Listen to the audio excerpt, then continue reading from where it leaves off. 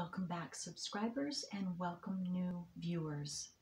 This is the 9th viewer request for Pluto, and I will be reading from Jeffrey Wolf Green's book, Pluto book, for Pluto in the 7th house and or in Libra.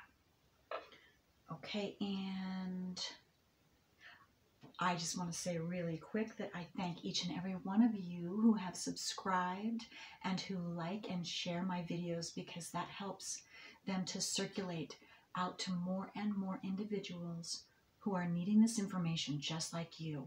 So thank you, all of you. And I guess that's it. Oh, this is long, so I'm going to do my best to read all of it. And if I can't, then, and you want a written copy so that you can read the rest of it, or if I do get through with it, either way, if you want a written copy, send me an email and I will email you a written copy. Okay.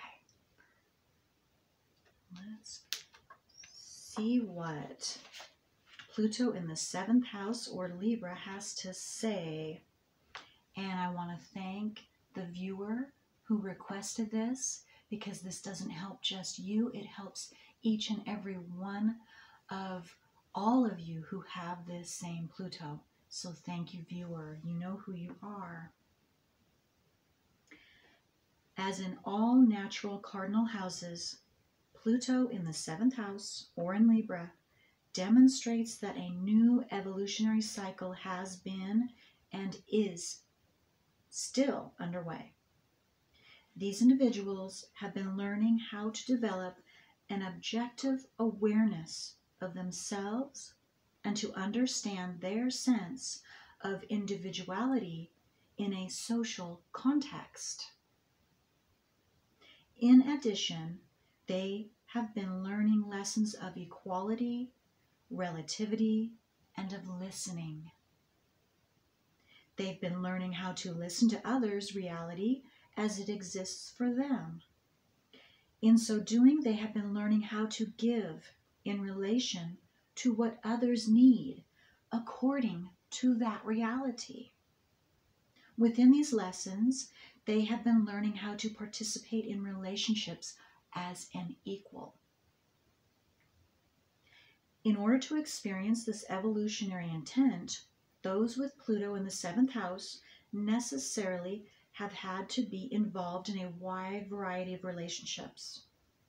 Through involvements with a variety of people comes exposure to many different value systems, intellectual systems, emotional patterns, and spiritual beliefs.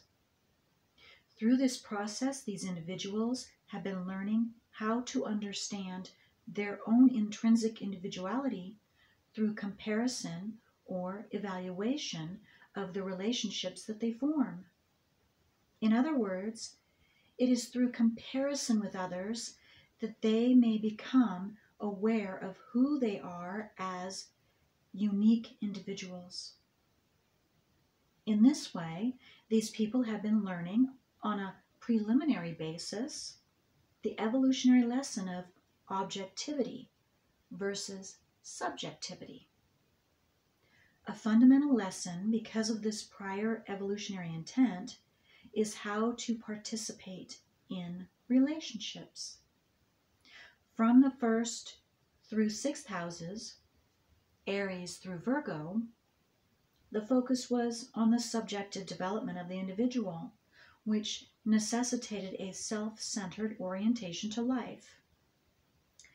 The egocentric seed of individuality was planted in Aries.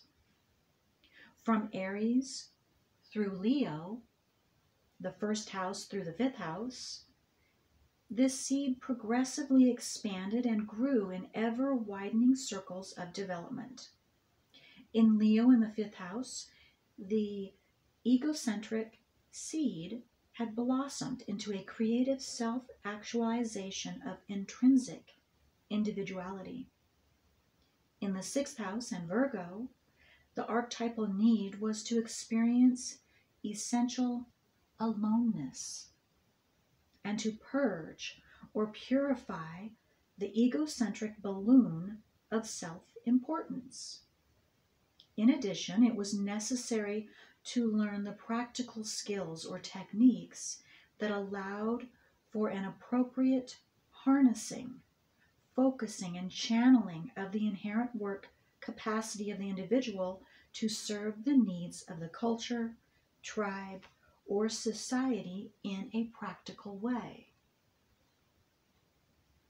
This archetype produced an inverted pyramid effect upon the subjective development of the individual, purging the ego of delusions of grandeur and promoting essential humility. In the seventh house and in Libra, the potentially purified individual is now ready to relate with others on an equal basis, rather than on a subservient or dominant basis. Those with Pluto in the seventh house will have felt in the past and will feel coming into this life a compelling need to be involved in relationships. This compelling need is rooted in the desire to complete the self through through relations with others and to unite one's life with another's.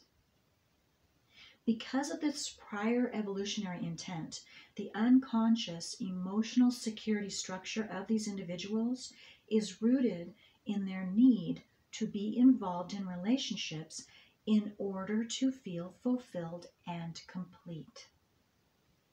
Because Pluto in the seventh house or in Libra represents a relatively new evolutionary cycle, these individuals have literally been learning the ongoing lesson of how to be involved in relationships with others on an equal basis. Most of these individuals have not learned how to do this. On the one hand, these individuals will need to take in information and differing points of view from many diverse types of people. This situation sets up the need to listen objectively to others in order to determine how to relate with them. By exposing themselves to the diversity of others, these individuals have been learning to understand objectively the relativity of human nature. A potential problem that this prior life pattern promotes is one wherein the individual becomes overly involved with too many relationships and takes in too many differing points of view and values. Welcoming overly involved in this way, the individual can lose sight of his or her own individuality. He or she can become overly absorbed in the differing realities of others. When this occurs, the seventh house Pluto individual can become compulsively dependent on the opinions, advice, or knowledge of others as a means of determining who they are or what they should or should not be doing with their lives. The dependency is put in motion as soon as the individual loses sight of his or her own individuality.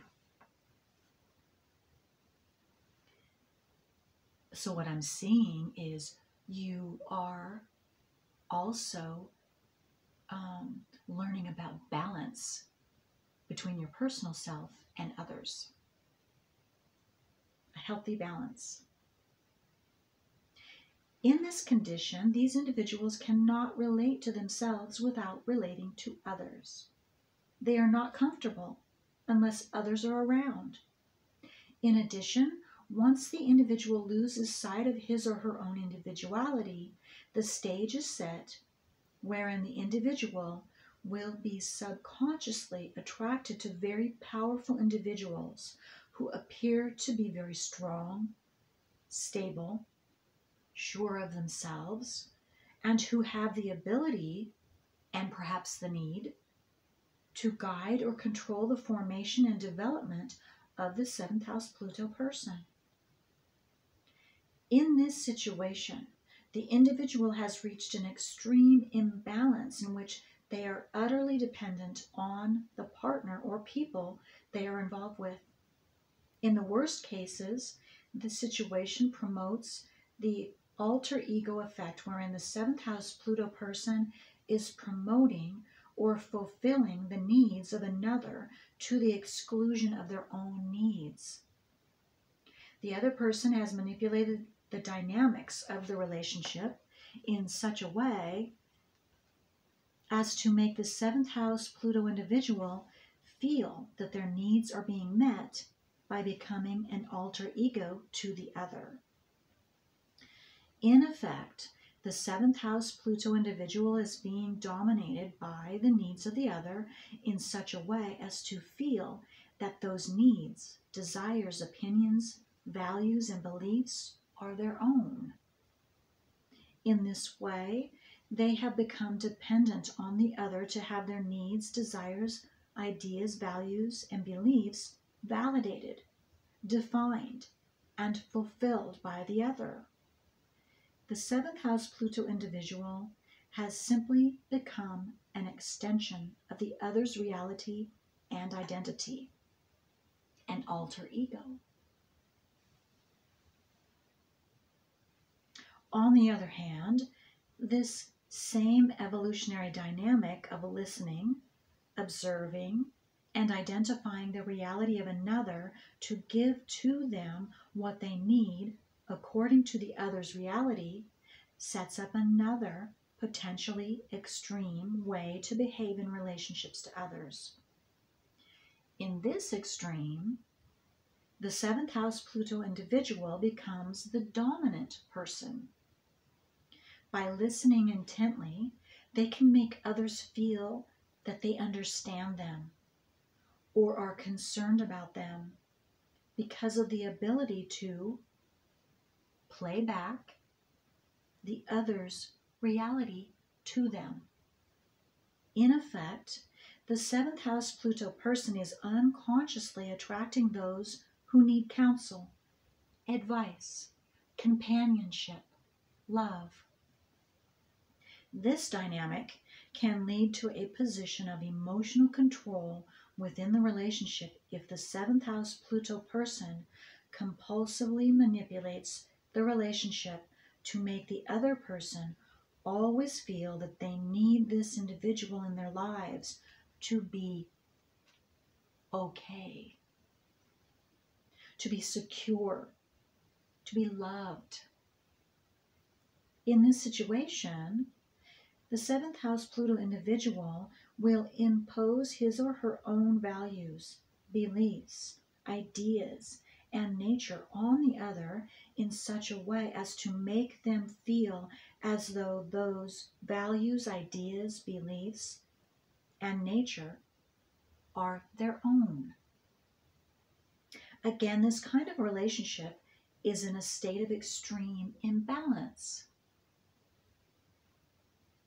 In both cases, the lessons to be mastered involve objectivity, listening and giving, and recognizing the relativity of the individual needs and human nature.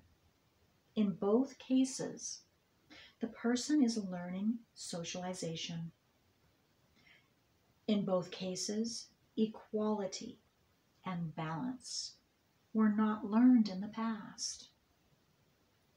Since the evolutionary intent has also been to learn lessons of equality and balance in relationships, the 7th house Pluto individual commonly has built up karmic problems associated with a variety of people. In either one of the two imbalanced conditions mentioned above, the individual would necessarily have had to recoil or react to the imbalance through evolutionary necessity. In both situations described above, this reaction can manifest itself in one of three ways. 1. The seventh house Pluto individual leaves the partner because the needs that created the relationship have been fulfilled. This situation sets up new needs and therefore a desire for a new relationship. The process of leaving is not necessarily positive or easy. Often the partner does not feel that the relationship should end, especially for the reasons that the individual claims. The relationship ends with the partner feeling unresolved as to why it ended. This unresolved condition sets up the karma to be fulfilled with that person at some other time. 2. The partner leaves because they do not feel that there is any more need for the relationship, or that they are not getting out of the relationship what they are putting into it. Their needs have been fulfilled. The seventh house Pluto person does not feel this. They feel unresolved about why the relationship has ended. This situation also sets up the karma to be fulfilled with that person at some other time. 3. Both partners become mutually dependent on each other in whatever way it is defined relative to the two extremes mentioned above. The degree of dependency becomes so extreme that further growth for each individual cannot occur. In this situation, the roles within the two extremes can be cyclically exchanged within the relationship, or they can remain polarized within the fixed positions of the extremes. One partner playing the dominant role, the other playing the subservient and alter ego role. In this situation, one of the partners may be forcefully removed from the relationship, sometimes meaning death. The enforced removal creates growth for each through the intense pain, remorse, and reflection upon the nature of their individual lives and the nature of their relationship. Neither one was consciously ready for the relationship to end. Thus, unresolved, they will find each other again at some other time. These reactions to the imbalance of relationships are to enforce the lessons of equality, balance, and relativity. A common astrological misconception about Libra in the seventh house is that it is balanced by nature. The fact is, the seventh house or Libra means learning balance. I'm going to say that one more time. The fact is, the seventh house or Libra means learning balance. Very commonly, those with Pluto in the seventh house have approached relationships in extreme ways in the past. In one relationship, they will be the dominant partner, and in another, they will be the needy or alter ego person. And of course, some of these individuals have been in relationships in which the roles of being in control and being controlled have been interchanged within the same relationship. Any kind of imbalance within a relationship will produce necessary confrontations, either between the partners or internally within the individual. The internal confrontations are manifested in order to force the individual to examine the nature of every difficulty or problem within him or herself, the relationship, and or the partner. The nature of the difficulty or problem will always be linked to a need that is not being met. External confrontation between the partners will occur for the same reason. The essence of this evolutionary lesson is to learn how to give to another what they need, and in so doing, to have one's own needs met. Yet, because this evolutionary impulse is relatively new, the majority of these individuals do not know how to relate to themselves or others in this way. This produces not only the problem of imbalance, but also the phenomenon of conditional giving or conditional love. Needs are linked to expectations, and expectations are projected upon a partner, or expectations are projected upon the individual by the partner. When the projected needs are not successfully met by another, then the withholding of love or giving can occur. Because this evolutionary impulse is also teaching the individual how to receive love or giving from others, they may not be able to accept or recognize what comes their way because of emotional distortions that are linked to the problems associated with the unmet expectations or needs. Similarly, the individual may desire to give to another, yet the other may not receive, recognize, or accept the giving due to their own emotional distortions linked to similar projected expectations or needs not previously met.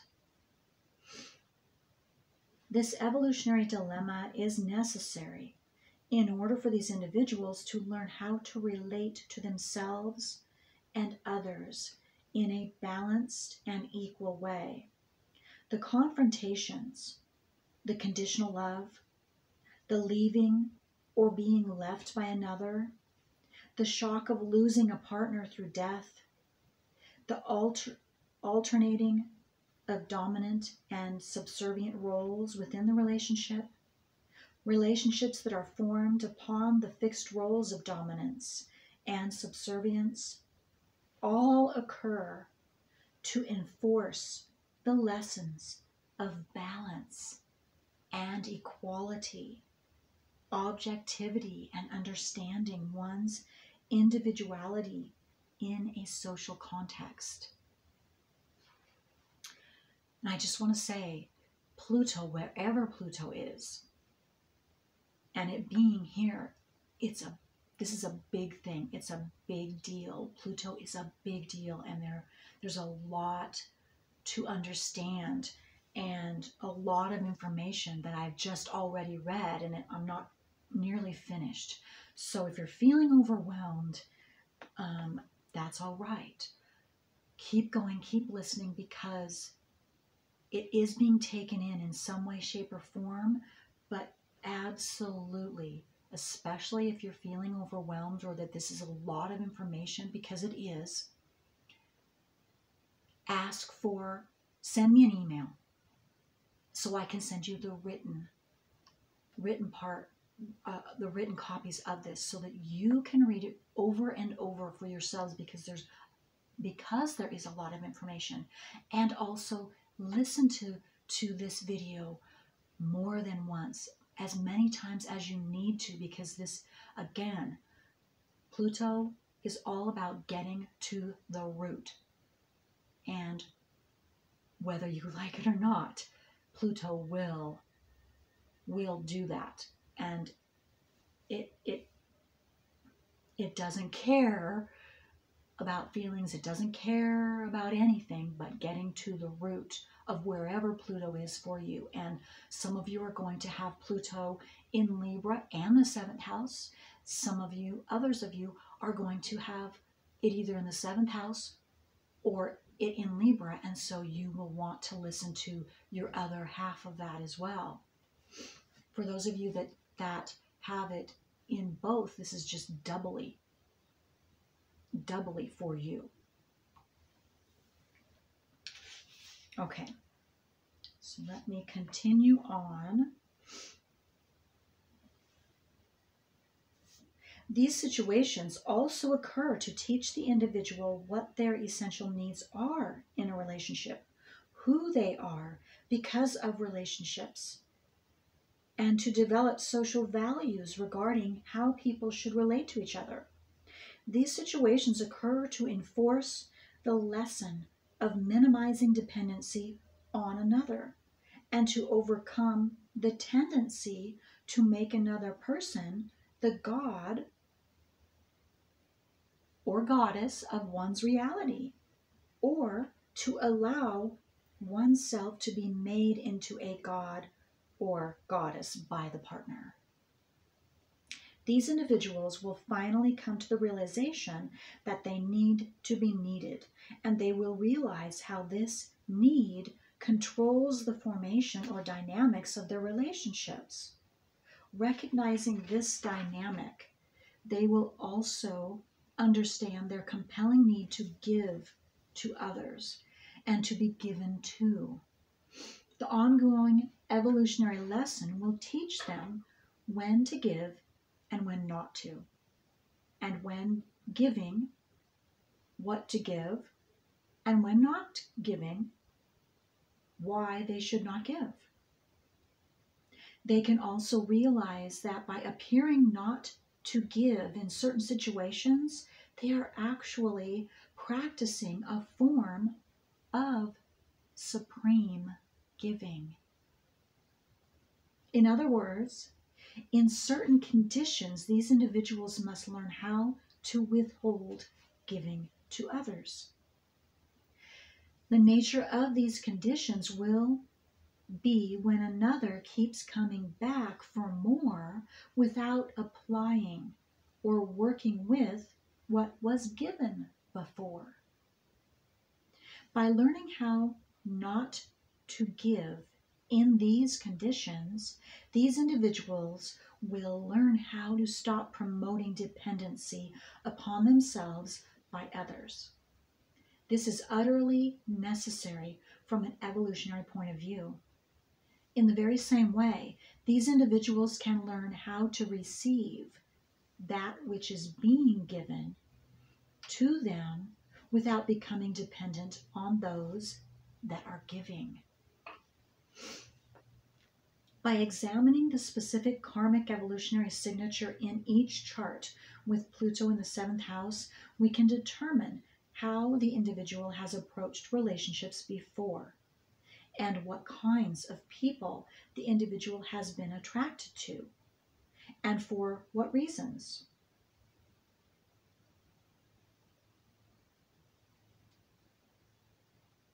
And my guess is what he is talking about is the specific, when he says the specific karmic evolutionary signature, my intuition is saying, where's your South Node placement? What house is it in? What sign is it in? And that's going to tell you how, like he says, it's going to determine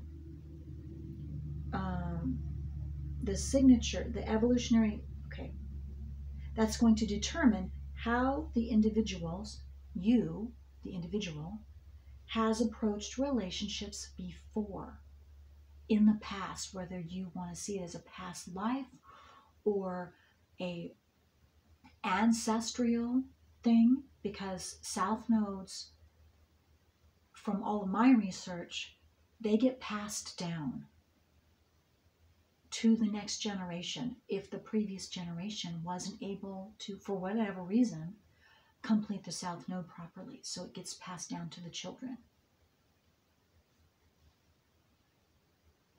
And what kinds of people the individual has been attracted to in the past as well, and for what reasons.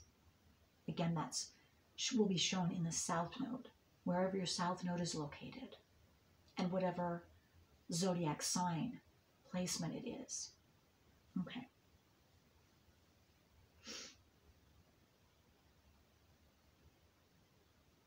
Okay. And I skip because he's going to talk in about a specific south node and about a specific everything, and so I am skipping through that because it's a general reading. Again, those of you, because he's talking about those of you who have Pluto and Virgo or in the 7th house and your south node is in Gemini and or the 4th house,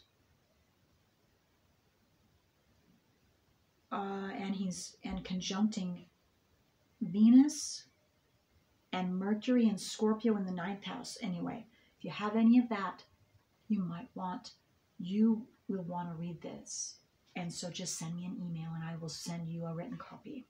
Okay, let me see what time we have. Okay, have a little bit more I can do before my video is going to automatically shut off. Okay. As this process continues, the individual will one day realize that the answers are within and not based on accepted, prevailing, or common intellectual or psychological cliches and theories. The answers will be based on circumstances and dynamics that are unique to the individual from a karmic, again, your south node, and evolutionary point of view. Thus, the individual would learn to observe objectively. Okay, I'm going to fast forward again. The polarity point, okay, the polarity point is the 1st house or Aries, meaning opposite. So you're having Pluto in the 7th house or in Libra. If it's the 7th house, your opposite is the 1st house. If it's in Libra, the opposite is Aries, because Aries and the 1st house, that is the natural house for Aries, is the 1st house. Okay. The polarity point is the 1st house or Aries. The evolutionary intent for this life is to teach the individual how to initiate his or her own life directions or decisions without depending upon the opinions, advice, or consent of another. In the same way, this intent is teaching the individual to not control, interfere with, define, or block the partner's needs to initiate directions or decisions. In effect, this evolutionary intent is teaching the individual to strike out on his own or her own in order to fulfill his or her own destiny and to minimize dependency on another in order to do so. This polarity point does not imply that the individual should become a loner or live without a close relationship. It does intend that the individual learn how to answer or supply his or her own needs in order to minimize expectations of another. It does intend that the individual learn how to be alone and learn how to make his or her own decisions. It does intend to teach the individual to initiate their own self-motivated actions in order to develop more fully their individuality. This evolutionary intent demands that the individual learn how to develop and balance the need for time alone with the need for time spent with others. In addition, the evolutionary intent demands that these individuals learn how to conduct relationships in a new way, like not in the ways that one is, quote, supposed to. It it does intend that the individual learn how to encourage and support the need for independence in the partner, and to select partners who have the courage to actualize their own life through their own means. The evolutionary intent is teaching these individuals to develop more fully the lesson of giving to another so that the individual's own needs can be met tenfold. In this way, the balance of relationship will be realized. Okay, let me see how much time we have. Okay, I think I can get done because I believe I'm almost done. So there's a paragraph and a half more, so I'm going to keep going. As these evolutionary lessons are developed, the 7th house Pluto individual will be one of the most giving of all people. Did you hear that? That's so beautiful. He or she will be able to identify the reality as it exists for anyone with whom they interrelate. In this doing, these individuals can give to others exactly what they need. In addition, they will learn when to give and when not to give. By developing these lessons, they will learn how to participate in relationships in a non-dependent way and will encourage independence in any partner or mate. Because of these lessons, these individuals will learn how to be inwardly balanced in any external situation in which they find themselves. They will no longer run the risk of losing themselves by trying on differing values, ideas, and beliefs that others represent. These individuals will learn to appreciate the diversity of human nature and recognize their own individuality because of it.